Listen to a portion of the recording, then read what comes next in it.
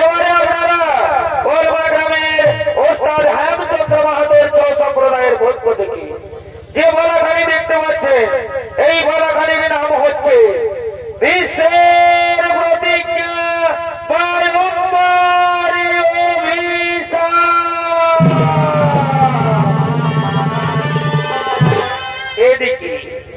এদিকে বৈকুণ্ঠের সুমেরু পর্বতের উপরে মহামুনি বৈশিষ্ট্যের অতি মনোরমা আশ্রম। সেই আশ্রম প্রাঙ্গণে নির্ভয়ে ঘুরে বেড়াতেন বনের বিভিন্ন পশু পক্ষী। তাদের কলকাকলিতে এক স্বর্গীয় পরিবেশ বিরাজ করত। সেই আশ্রমের আকর্ষণীয় কেন্দ্রবিন্দু ছিল দিব্যগাভী নন্দিনী। নন্দিনী হল স্বর্গীয় গাভী সুরভীর কন্যা। দেবতাগণ মহামুনি বৈশিষ্ট্যকে দুগ্ধ পান করার জন্য দিয়েছে। তাই মহামুনি বৈশিষ্ট্য তার দিব্য গাভী নন্দিনীকে নিয়ে চলেছে তার আশ্রমের দিকে।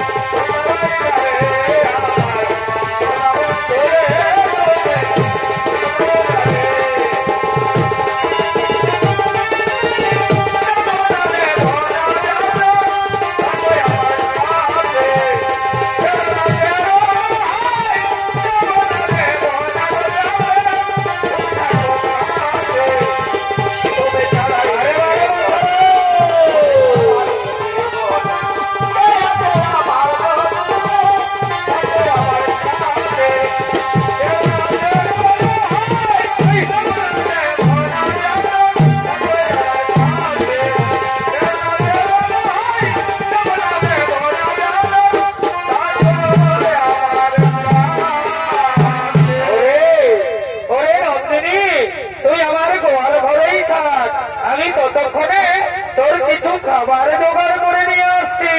হ্যাঁ হ্যাঁ, কোথাও যাসনি যেন। আমি এক্ষুনি আসবো, আমি এক্ষুনি আসবো, আমি এক্ষুনি আসবো।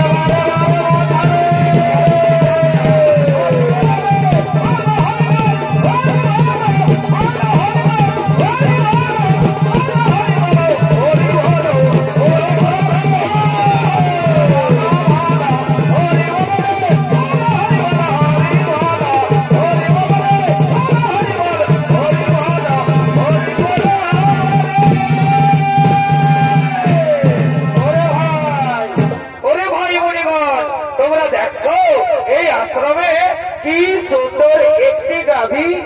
আরে ভাই সত্যি এই তো গাভীটি তো খুব সুন্দর। আরে ভাই শোন শোন শোন শোন, তোরা জানিস না এই গাভীটি হলো স্বর্গীয় গাভী, সুরভীর কন্যা। দেবতাগণ মহামুনি বৈশিষ্ট্যকে দুগ্ধ পান করার জন্য দিয়েছে। এই গাভীর দুগ্ধের এমনই গুণ, যদি মর্তবাসী একবার পান করতে পারে তাহলে তাদের 100 বছর পর্যন্ত পরমায়ু বৃদ্ধি পায়। এই গাভীর গুণগান শুনে প্রভাত ঋষির স্ত্রী ছুটতে ছুটতে আসছে।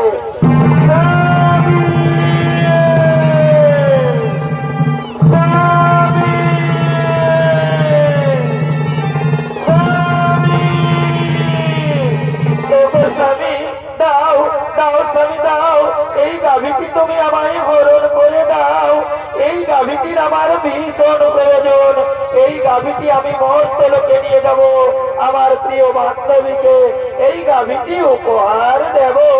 দাও দাও স্বামী দাও, এই গাভীটি তুমি আমায় হরণ করে দাও।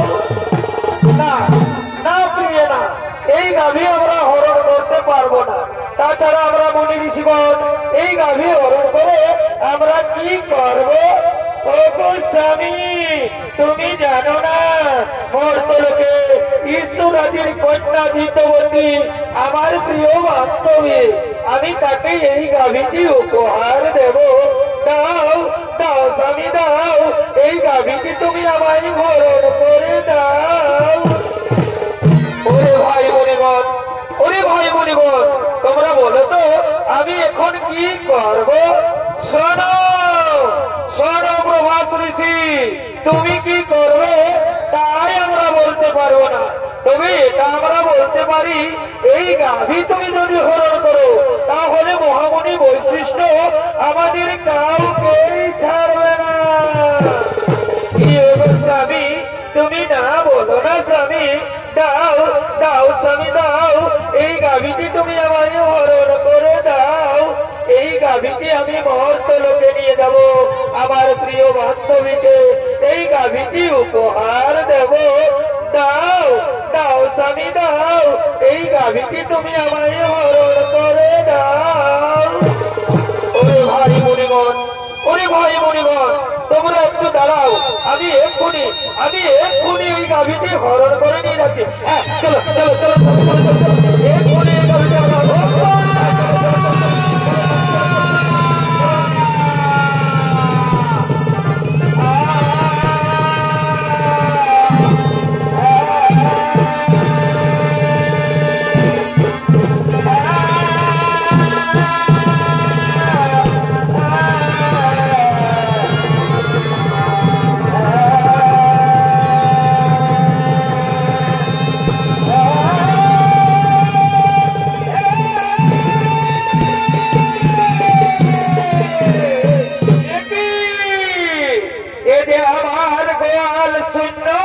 কোথায় গেল আমার দিব্য গাভী নন্দিনী? আমার নন্দিনীকে তো গোয়ালে দেখা যাচ্ছে না। নন্দিনী নন্দিনী নন্দিনী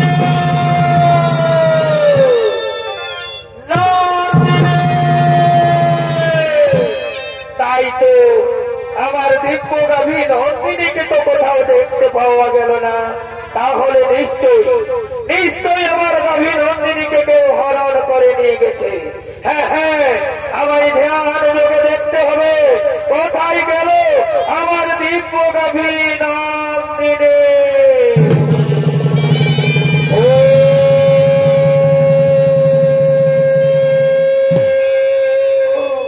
হ্যাঁ হ্যাঁ, বুঝতে পেরেছি, অষ্টবসু তোমরা এসেছিলে আমার অতি মনোরমা আশ্রম দর্শন করার জন্য। তোমরা আমার দিব্য গাভী নন্দিনীকে হরণ করে নিয়ে গেছো মর্তলোকে। যাও, আমি তোমাদের অভিশাপ দিচ্ছি, মর্তলোকে মানব কুলে জন্মগ্রহণ করে তোমরা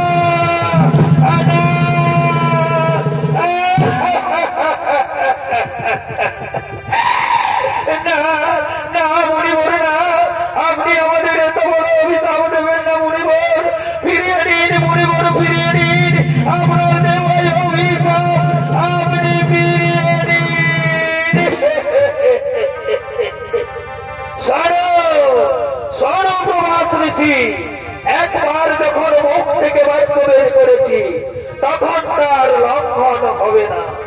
অভিশাপ করবে মর্তলোকে তোমাদের মানব কুলে জন্ম নিতেই হবে। মর্তলোকে যদি আমাদের মানব কুলে জন্ম নিতেই হয় তাহলে আপনি আমাদের মুক্তির উপায় বলেন।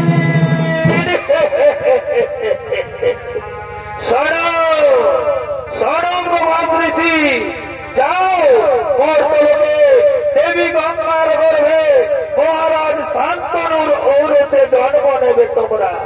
বাকি 7 জন ঋষি যারা তোমার সঙ্গে ছিল তাদের অপরাধ একটু কম, তাই তারা জন্মের পরেই মুক্তি লাভ করে ফিরে আসবে এই গোলকে। আর যেহেতু তুমি তোমার স্ত্রীর কোথায় আমার দিব্য কবি নন্দিনীকে হরণ করে নিয়ে গেছে মর্তলোকে, সে কারণে তোমাকে সারা জন্ম দেখাতে হবে মর্তলোকে। জন্মের সময় তোমার নাম হলো দেবব্রত, পরক্ষণে ভিতর প্রতিজ্ঞা করার ফলে তোমার নাম হলো ভীষ্ম। এই আমার আশীর্বাদ, এই আমার অভিশাপ।